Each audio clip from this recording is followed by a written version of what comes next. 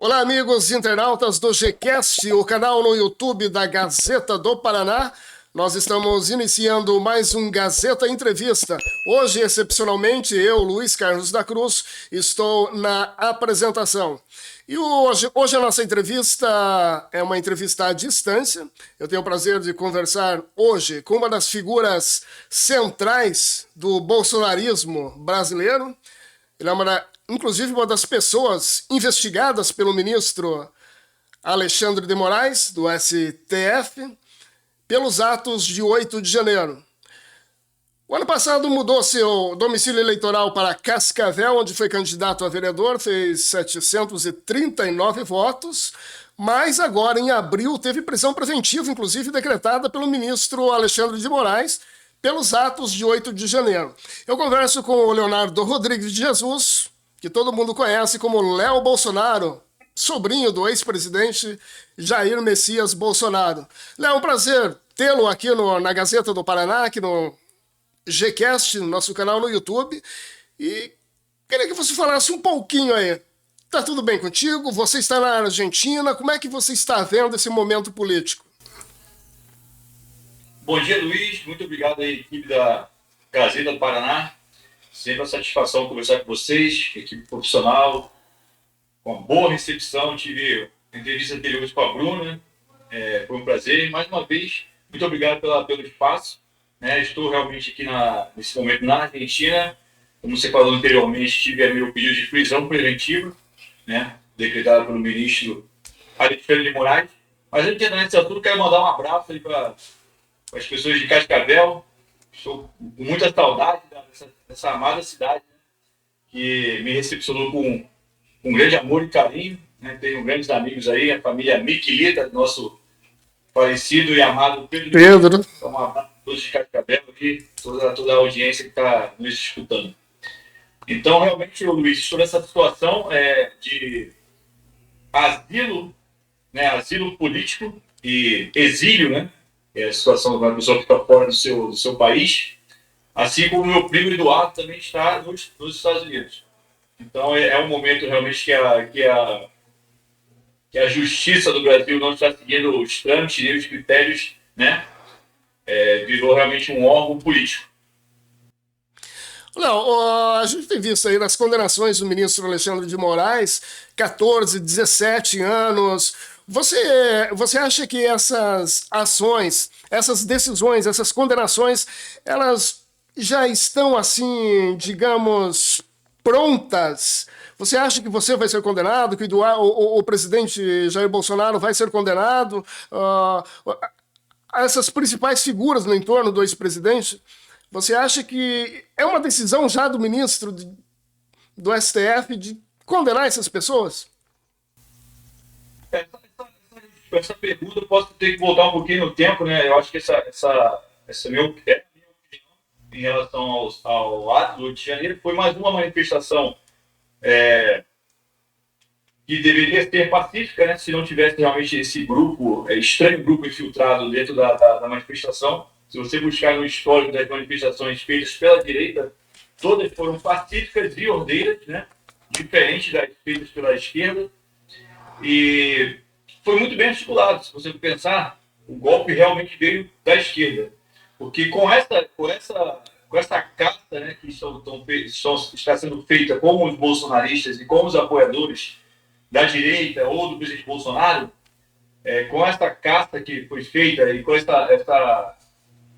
esse golpe, que fizeram para a direita, eles conseguiram que nos próximos 2 anos, quase 2 anos agora, não se tem mais manifestações nesse volume. Agora que o Bolsonaro está retomando as manifestações de rua com uma força maior, mas ficou com um tempo com um hiato de manifestações da direita, porque se criou um clima de medo, porque o vagabundo não tem nada para perder, mas o povo de bem, o cidadão de bem, tem a família, muitas pessoas aí que eu tenho convivido aqui ficaram no momento de cadeia, ficaram presas 7 meses, tem pessoas que ficaram presas 11 meses, tem pessoas que não saíram de lá, estão presas desde 9 de janeiro de 2023. Então, são pessoas que não viram filhos nascerem, viram empresas fecharem, viram casamentos acabarem, não viram os netos nascerem. Então, eu estou aqui com uma patriota, né? Infelizmente, esse termo patriota aqui na Argentina está sendo difícil ser utilizado, porque já existem criminosos aqui se identificando como patriota. Olha só que nível que está chegando, né? Tem uma senhora que é minha vizinha aqui também, está na mesma situação, só que ela já foi condenada. Ela perdeu duas irmãs agora em menos de 32 dias. Então, Luiz, essa situação é muito complicada e realmente esse plano que a esquerda fez em relação ao Rio de Janeiro deu uma amenizada em relação às manifestações de rua, né? Então foi bem articulado, né? Esse próprio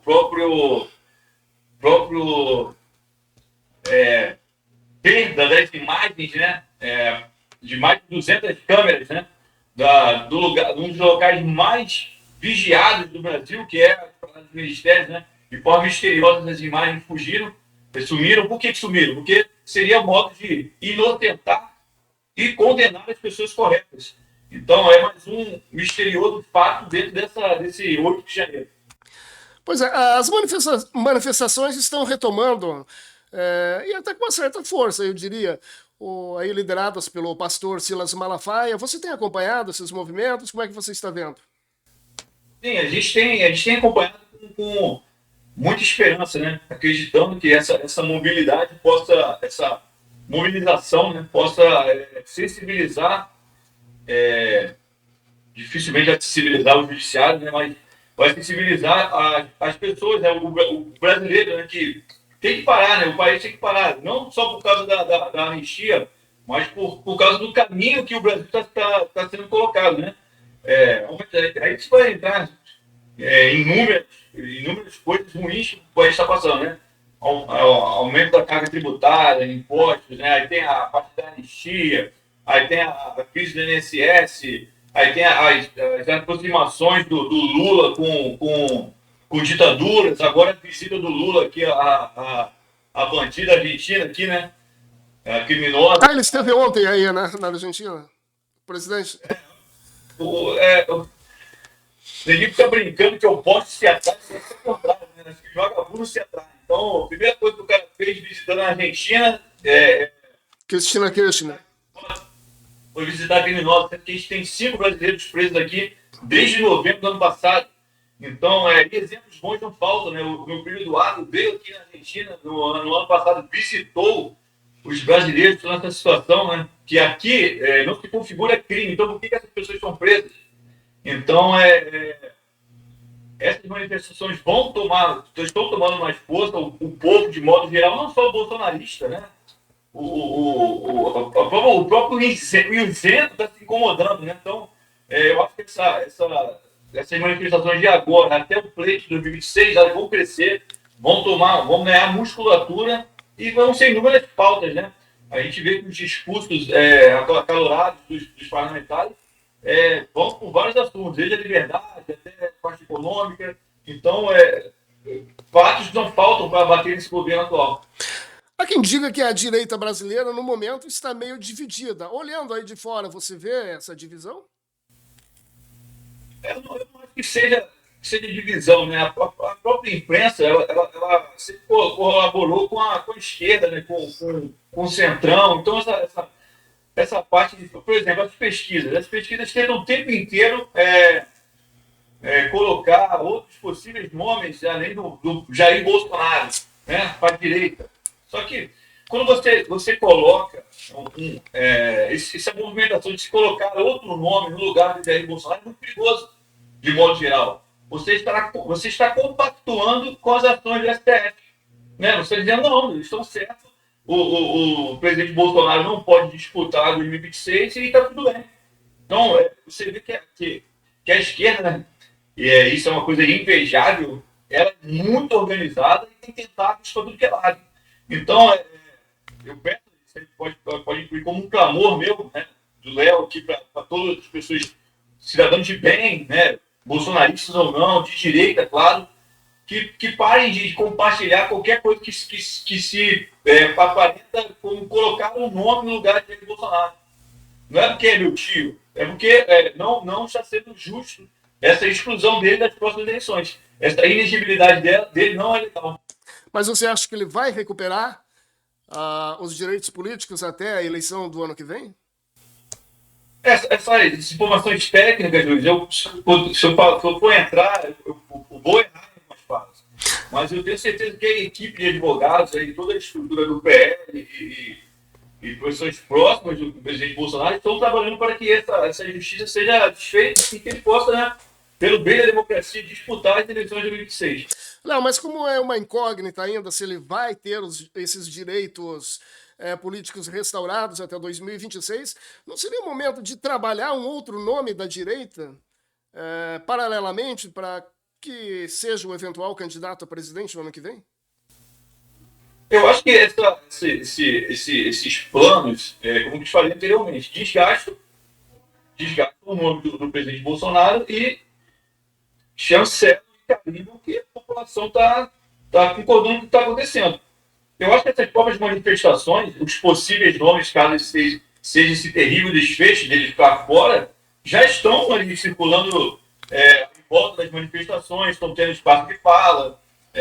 Eu acho que já se sente algumas movimentações, mas não tem por que se carimbar nada agora, porque se tem um prazo relativamente bom até o pleito, até as datas, né? Tem todas umas datas de candidatura, de legenda, né, de nominata, etc., os trâmites da parte eleitoral. Eu acho que se tem tempo para isso, e eu acho que não se tem que substituir o nome de Jair Bolsonaro por enquanto. Certo. Você tem conversado com o ex-presidente, tem conversado com o Eduardo, com o Carlos? Não, eu estou numa situação de exílio, né? Qualquer contato meu com qualquer pessoa no Brasil configura crime, né? Tirando meu pai e minha mãe. Então, não é bom. Anteriormente, já tentava não se comunicar muito, porque hoje em dia se cria narrativas para qualquer coisa, mas quando se era saudável, pode falar assim, nosso convívio, o Eduardo, por exemplo, foi a Cascavel e fez campanha, né? Me ajudou na campanha. Então, essa possibilidade nunca houve problema nessa possibilidade, mas no momento não é algo que vai ser bom para ninguém, né? Infelizmente, né, são os ônus e bônus aí do trabalho, né, nessa nossa luta pelo Brasil, né? Mais à direita. Então, faz parte do momento, e a gente tem que entregar nas mãos de Deus, orar e manter a fé. Tá certo. Você está há quanto tempo aí na Argentina e como que você sobrevive, vamos dizer assim, aí na Argentina? Você tem amigos que te ajudam? Você está trabalhando? Como é que está a situação tua aí? Estou exatos 4 meses e 12 dias aqui, né? Uhum. É verdade, vou falar um número maldito, não. A gente tenta, né, sobreviver, a gente faz alguns trabalhos aqui de bico, né, que no Itapuba são bicos, né? Uhum.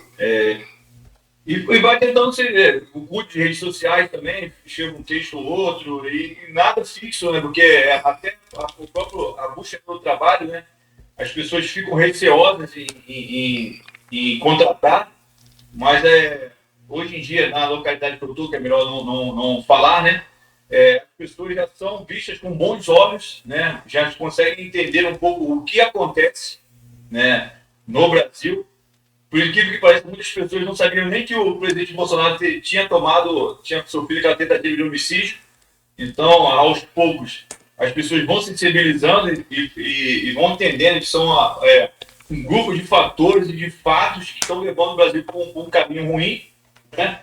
E graças a Deus aqui a Argentina está indo para um caminho melhor, né? Claro que o remédio é amargo, né?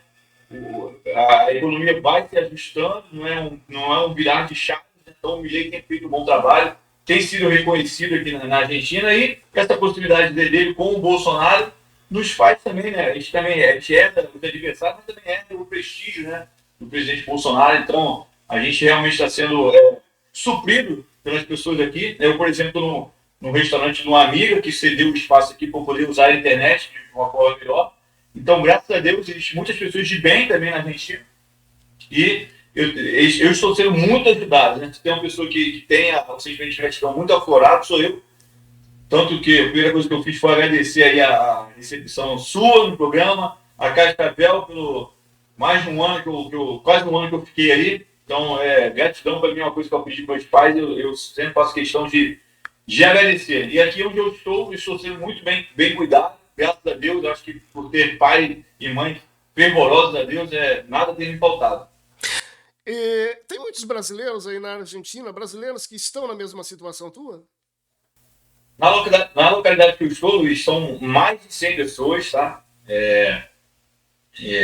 Dentro do país da Argentina, existe mais ou menos 6 cidades onde tem grandes grupos de brasileiros. Então, em torno das pessoas que estão com o processo, né? Naquele processo do 8 de janeiro, em todos eles, não acho 3 ou 4 tipificações dentro do processo. Uhum. São mais de 500 brasileiros. Se juntar familiares, passam de 1.000. Uhum. Então, é um número expressivo, né? São pessoas que... Eu fiz um vídeo anteriormente, né? Lavando uma roupa lá dentro do balde, não sei se você viu esse vídeo, depois eu te enviar o link, falando um pouco sobre isso. O problema não é o Léo Bolsonaro, né? O Léo Índio, como as pessoas falam. Eu sou jovem, eu tenho força física, né? Eu tenho saúde, então a preocupação não é comigo. A preocupação é com idosos, com pessoas que usam medicação de uso contínuo, né? Crianças. Aqui está um frio de lascar, de boa palavra, né? A gente pegou a sessão técnica anteontem de -6. Uhum. Então é um frio horrível. Então, para a gente que... Eu, por exemplo, sou carioca, né? Para mim, o frio no Rio de Janeiro é 18 graus. Então, a minha preocupação, Luiz, dentro disso aí, dessas pessoas que estão aqui, são pessoas que realmente não têm como se manter. Então, a gente tenta, de muitas formas, ajudar, buscar essas pessoas, né? Tem sempre uma, entre aspas, liderança nossa em cada localidade, buscando isso, buscando suprir essas necessidades, porque realmente não é fácil. Não estou aqui me vitimizando, até porque foi escolha minha estar aqui. Eu podia muito bem estar abrigado em algum lugar no Brasil, mas fiquei sabendo que tinham pessoas aqui na Argentina que estavam precisando de algum tipo de suporte. Sem falar dos 5 presos, né? Que estão numa situação, são 4 num presídio e uma mulher num outro espaço. Então, foi uma opção nossa, estratégia, tanto que eu não vim aqui, pessoal, a narrativa gosta de falar que eu fugi para me esconder, né? Mas a primeira coisa que eu fiz foi dar entrevista para o nosso comunicador, querido comunicador Cantini. Sim. Então, uma pessoa que tem o objetivo de fuga ou se esconder, ela não dá uma entrevista, né? Então, o meu objetivo, dentro da minha estratégia de ajudar, era chamar a atenção do governo Milei, né? Sem nenhum tipo, tentando evitar qualquer tipo de rusga diplomática, claro, mas buscar a atenção do Milei, já que ele tem essa aproximação com o governo Bolsonaro, tinha com o governo Bolsonaro, e que tem amizade, fala assim, pô, estamos aqui, estamos precisando de apoio, estamos precisando de um asilo permanente, e temos nossos presos aí, infelizmente, ainda nessa situação, mas estamos lutando para tirar eles de lá. Mas você acha que o Milei vai ter força política binacional, vamos dizer assim, ou internacional, para conseguir mudar alguma coisa no nosso sistema aqui? Aliás, ontem ele se encontrou com o presidente Lula, foi um encontro totalmente frio ali na transmissão da presidência do Mercosul. Deu para ver que nenhum dos dois estavam à vontade. Mas você acha que ele tem essa força política para interferir, de certa forma, no processo aqui no Brasil? Não, no Brasil não, mas ele pode, ele como presidente, ele como órgão, que é o órgão que cuida dos refugiados, que se chama CONAR. Uhum. Você deve explicar rapidinho, se puder. Claro. Se você vê que a gente estiver nessa situação, você se apresenta ao CONAR, né? Você vai entrar de forma legal, né? De preferência, igual eu fiz. Me apresento ao CONAR, escrevo, ponho ali a minha história, o meu resumo, por que eu estou ali, por que eu quero o asilo, né? Eles vão avaliar, vão me dar uma precária com documento um permisso, tem pessoas que não me assim, que vão me dar ali a autonomia de 90 dias até me darem a permanente ou renovarem a provisória. Então, todos estão nessa situação. Uhum. Então, o Milei vem numa canetada, num documento, não sei qual é a nomenclatura do documento deles aqui, dá o asilo permanente para todos os brasileiros que estão nessa situação. O Milei tem... Eu entendo o Milei, tem inúmeras prioridades, com certeza não é a gente, mas a nossa parte tem que ser feita. Então, o que eu falo para as pessoas é o seguinte, temos que ter um pouco de paciência, botar nas mãos de Deus e seguir trabalhando, né? As escolhas precisam de tempo, precisam de investir tempo, investir em contatos, buscar contatos, e fazer a nossa parte. Uhum. Então, eu estou contato com os advogados aqui da Argentina, buscando aqui brechas, não é nem brechas na lei, porque existe esse respaldo jurídico, né, de um asilo permanente. Mas tem os trâmites processuais de cada disso aí. Então, a gente está de olho e também buscando informações em relação à soltura dos presos políticos. É isso que eu iria perguntar. O Milei tem esse poder, numa canetada, soltar essas pessoas. Sim. Mas como eu te falei, existem inúmeras faltas que o presidente Milei deve estar tocando, né? Uhum. Então a gente não pode pressionar, a gente não pode. Às vezes as pessoas ficam acaloradas, eu sempre falo assim, ó, cara, a gente não tem que. O Milei é um maravilhoso governo para o povo argentino. A gente está aqui numa pátria amiga pedindo um asilo permanente e a gente tem que esperar. Isso faz parte. Então eu tento amenizar a situação, mas é complicado também. Tem pessoas que estão aqui há um ano, Luiz. Não é fácil. O tempo para a gente não corre igual o tempo das pessoas que estão em casa no Brasil, no sofá ou no seu trabalho perto da família. Exato. Então, eu, por exemplo, sou solteiro, né? Então eu não tenho, ou graças a Deus ou não, eu não tenho uma namorada para ficar com saudade, mas eu tenho pai e mãe que foi embora, que se preocupam. Mas tem pessoas que têm filho pequeno, tem pessoas que não têm condições, tem pessoas que não estão numa localidade que tem uma estrutura que pessoas ajudando o tempo inteiro, perguntando. Ontem foi uma senhora lá em casa, levou 2 cobertas de frio, se preocupou, né, com isso, né, foi bom pra caramba, obrigado, agradeci. Então, mas tem pessoas que estão em camping. Imagina como o cara está num camping, num frio de -6. É complicado. Não há barraca quente. Olá, você falou que tem feito alguns bicos aí na Argentina. Que tipo de trabalho você faz? Tá? Se precisar de um quintal para capinar, Até carpinar. graças a Deus, eu sou filho de militar, né? Uhum. Passei de moleque em região de roça, lá no Rio de Janeiro. Não sei se você conhece ali, Campos do Goitacás, Não conheço. noroeste do Rio de Janeiro. Tem uma cidade chamada São Fidélis, tem uma micro cidade chamada Barro Branco, onde meu pai tem um pequeno sítio. Então, todas as férias escolares, minhas férias era cortando cana, capinando. Então, realizar pequenos ofícios nunca foi problema para mim. Eu já tive barraca de cachorro-quente, eu já vendi café, eu já vendi jeans na Calvin Klein, já trabalhei em shopping, então não tem problema. Uhum. Não tem problema. Eu tenho um poste, não sei se já me viu pessoalmente, tenho 1,90 m, já treinei jiu-jitsu, também não sou nenhum frango, então dá para treinar, dá para fazer de segurança, de garçom. Então, perrengue em relação à comida, a gente não vai passar, porque nem que a gente trabalhe por comida. Então não tem problema. Graças a Deus eu tive uma boa orientação do meu pai e da minha mãe em relação a trabalhos domésticos, né? Buscar renda, fazendo coisas boas. Então, graças a Deus, Luiz, aqui não falta trabalho.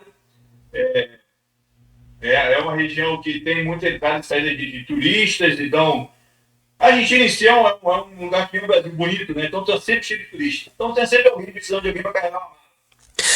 Léo, e no ano passado, por que você escolheu Cascavel para trazer seu domicílio eleitoral, ser candidato a vereador?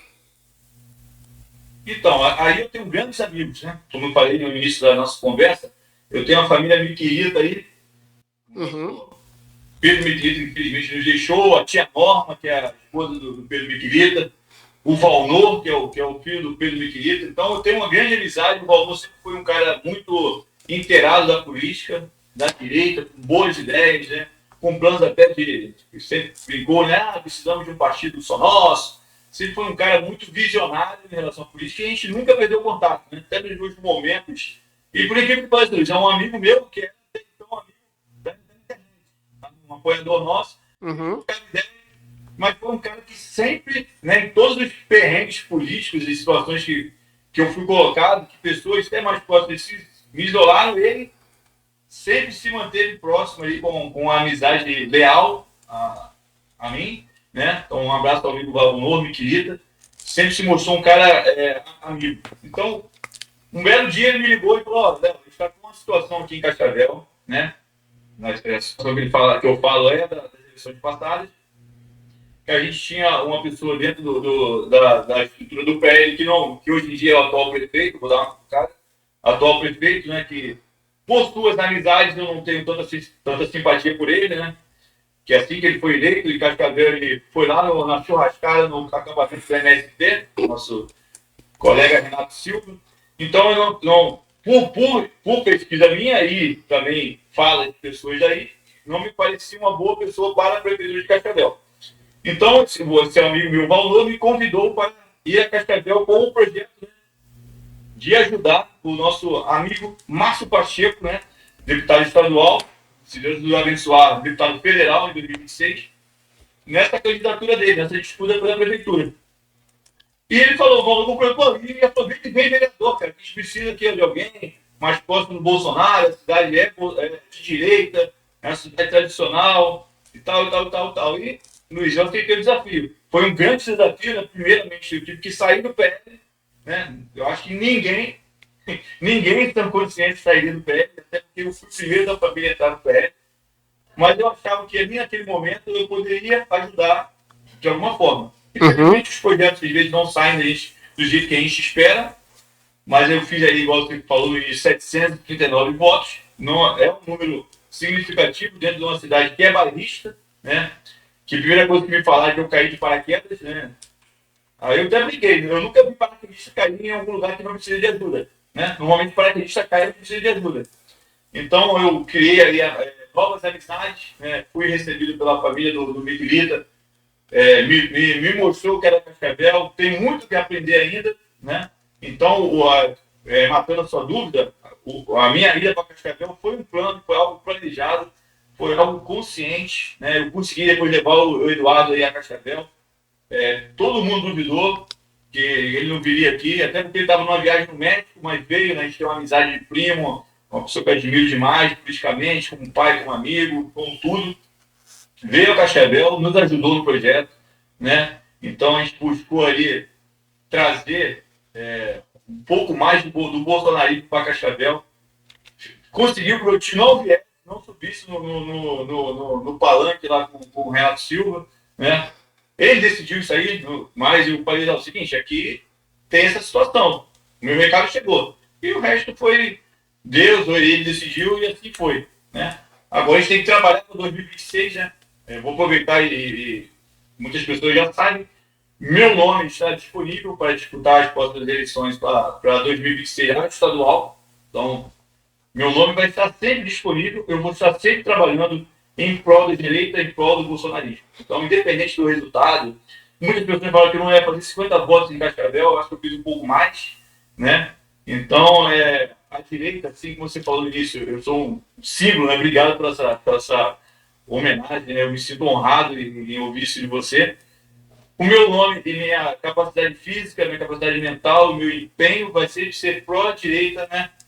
Pró-os bons costumes e pró-Bolsonaro. E você acha que você vai conseguir recuperar? Recuperar não, porque você não está com seus direitos políticos caçados, diferente do presidente Bolsonaro, né? Mas você acha que você vai conseguir sair candidato a deputado estadual, tentar uma das 54 cadeiras do Legislativo aqui do Paraná? Luiz, é um trabalho a ser feito, né? Não tem para onde escorrer.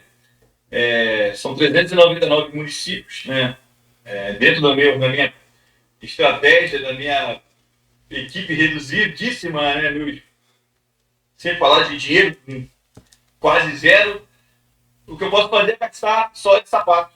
E isso aí a gente tem exemplo do meu time. Né? Começou lá em 1988 como vereador no Rio de Janeiro, depois em 90, deputado federal, e sempre foi corpo a corpo, sempre foi entregando cartinha, entregando panfleto, né, investindo tempo no possível eleitor, né?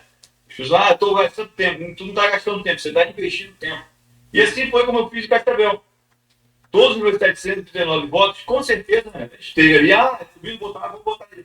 Mas eu tenho certeza que 80% ali foram pessoas que eu parei e falei, fiz igual você, todo mundo perguntou a mesma coisa. O que está fazendo aqui em Cascavel? Aí tem que explicar, tem que confirmar que realmente eu sou sobrinho do presidente Bolsonaro, que realmente eu tenho uma vida pregressa bacana, que algumas coisas que falaram na imprensa não condiz com o que eu sou. E o voto é assim, Luiz. A gente vai ter uma grande caminhada, se a parte jurídica nos autorizar. Senão, a gente vai fazer campanha de distância para quem o Bolsonaro indicar e vai ter que esperar mais um tempo para poder ser candidato novamente. Essa é a vida. Em outras palavras, você falou do Renato Silva aí, da ligação do atual prefeito com pessoas da esquerda, né? Mas o deputado Márcio Pacheco, ele iniciou sua trajetória política num partido de esquerda, que era o PPL, né? Hoje, partido que hoje não existe mais, mas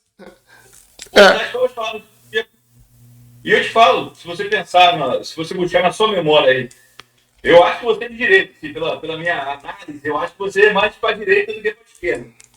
Todo mundo, todo brasileiro teve o seu momento de cegueira política, né? De ou por doutrinação na faculdade, ou por mais companhias, ou pelo histórico do país. E o Pacheco aí também falou diversas vezes. Eu entrei na política de uma forma, fui apresentado por um partido que a logo era verde e amarelo, acho que era PNL, uma coisa assim, que a logo era verde e amarelo, depois eu me dei conta que não era um partido de direita aí, e passei pela transformação, né, benigna, um exorcismo, né, e é de direita. Né? A primeira coisa que eu fiz quando eu cheguei em Cascavel foi ter essa conversa com o Pacheco. Eu falei, e aí, cara, me explica. Aí ele me explicou, aí eu falei, então vou fazer o seguinte, vou te levar lá no CEPAC. Levei lá no CEPAC, Balneário Camboriú, você vai conhecer todo mundo da direita, agora que você não conhece ainda. Vou te botar frente a frente com o meu primo, com o Eduardo, ele vai te fazer a mesma pergunta, quero que você responda, é hora que eu vou fazer um comparativo, eu brinquei com ele, né? Vou fazer um comparativo com outras respostas aí para mim. E, Luiz, é um processo, o Pacheco passou por isso. O Pacheco em 2022 foi um dos poucos, né? Eu acho que o único em Cascavel que fez campanha no primeiro e no segundo turno. No segundo turno já é um momento que o deputado estadual ou federal já é eleito, não precisa fazer campanha mais, já está eleito.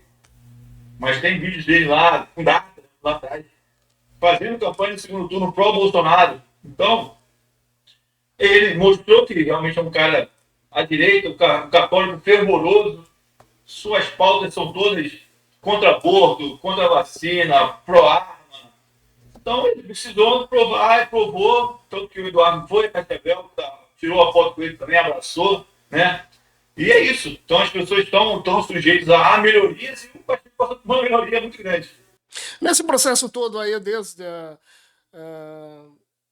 que você resolveu militar politicamente, se arrepende de alguma coisa?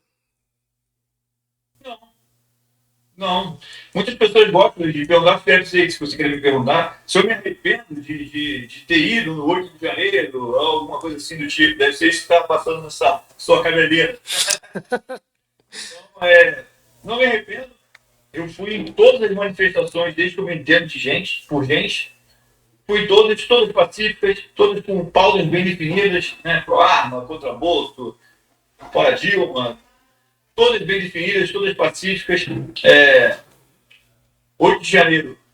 Por que eu estou no processo do 8 de janeiro? Porque eu fiz um selfie. Tirei uma foto minha, como qualquer pessoa faria uma foto em alguma coisa que ela defenda. Selfie sozinho ainda. Pô, fiz selfie, realmente uma selfie. Eu e meu celular. Se realmente eu estivesse dentro de uma estrutura de golpe, eu estaria com meus comparsas na foto. Né? Eu fui sozinho. Eu acordei, né? Fiz minhas coisas lá, minha atividade física, e até tendo uma manifestação lá na esplanada. Fui lá, como qualquer outra pessoa. Certo. Então, não me arrependo disso aí, muito menos. Eu não, tenho certeza que um dia seremos honrados por isso, né? E que as verdadeiras pessoas que fizeram realmente o vandalismo serão condenadas pelos atos que fizeram, e as pessoas que não fizeram nada serão nem perdoadas, né? Serão será tirada limpa essa história. Eu acho que é questão de tempo. Como que você vê a condução do ministro Alexandre de Moraes desses casos aí do 8 de janeiro? E eu vou além, se você tivesse frente a frente com o ministro Alexandre de Moraes, tivesse um diálogo com ele, o que você diria para o ministro? Cara, você quer me enrolar mais ainda, né? Eu acho que está tendo desproporcionalidade, né? Acho que cada caso tem que ser analisado de forma individual. Não acho que seja interesse dele fazer isso, tá? Se fosse interesse dele, ele precisaria o Dino da área de imagem, né? Que era então o ministro da Justiça na época, daria de imagem e, cara, isso aí se resolveu em menos de um mês, né? Então, eu acho que vai muito além de justiça ou de qualquer outra coisa. Então, é até difícil opinar em relação a isso. Porque é uma pessoa que não está sendo motivada pelo que ele deveria ser, que é a vontade de se fazer justiça. Então, realmente, a tua pergunta, o que eu falaria para o Alexandre de Moraes, na frente dele, sendo que ele não é a pessoa que está fazendo o que ele deveria fazer. Então, é complicado. Eu ia falar, vou orar para o Senhor para ver se tem um milagre na sua vida, né? Porque não tem outro caminho, milagre na vida dele. Uhum. Arrepender do que ele está fazendo, ele sair de toda a estrutura maligna que ele se encontra, né? Para você ver tão grande a estrutura maligna dele, que ele conseguiu influenciar um juiz federal aqui na Argentina para prender brasileiro. Então, pô, até onde vai isso? Então é assustador, né? O que eu posso fazer, dentro do que eu fui ensinado, é orar pela alma dele, porque que ele tenha momentos melhores, porque até então ele não está executando o dever dele. Léo, para a gente encerrar nosso bate-papo, o que você espera de 2026? Eu espero uma direita mais organizada, né? Com a sua estrutura, com as suas lideranças, que respeite a direita, respeite a hierarquia, respeite as pessoas que realmente começaram esse movimento de direita, né? Que os candidatos sejam gratos. Temos estudado muitas falas de pessoas se projetando ao cargo de presidência da República, pessoas que não eram, desculpa o termo, mas não eram ninguém, antes do Bolsonaro colocar sua mão de Midas em cima. Então, eu acho que as pessoas têm que botar um pouquinho a mão na consciência e serem gratas pela oportunidade que tiveram, se colocar no seu lugar, né? Eu, dentro da minha vida, eu me coloquei até um pouco atrás do que, de repente, eu poderia ter merecido, né? Se posso usar essa palavra, porque de nenhuma forma eu quis prejudicar o projeto maior que sempre foi presidência da República, né? O nome do bolsonarismo, a direita. Então as pessoas, o grupo da direita tem que se colocar um pouco, recuar um pouco. Acho que então, tem muitas pessoas dentro do grupo da direita com muita sede de poder e esquecendo que há poucos anos atrás não existia nem direito. Então isso é uma coisa que eu oro todos os dias, para que as pessoas, como meu pai fala, tenham Simancol, uma medicação antiga, se coloquem no lugar e façam realmente coisas que o eleitor fique honrado e se admirem em colocar o número lá na urna. Então eu peço torço que a direita volte para o prumo e volte a respeitar essas lideranças. Léo, quero agradecer imensamente por você ter participado aqui do Gazeta Entrevista, nosso programa de entrevistas aqui da Gazeta do Paraná no YouTube. E antes de terminar, eu deixo aí a palavra para você. Mais alguma coisa que você queira falar e que não foi perguntado? Bom, Luiz, muito obrigado mais uma vez pela sua oportunidade da Gazeta, me conceder a palavra. É um momento que a gente briga aqui, que nós somos leprosos, né? Ninguém quer se aproximar, as pessoas são todas receosas, com razão, né? Porque pessoas que vêm, como eu falei anteriormente, têm coisas a se perder. Então, eu entendo, não guardo mágoa nem rancor de ninguém, entendo que o momento é um momento delicado.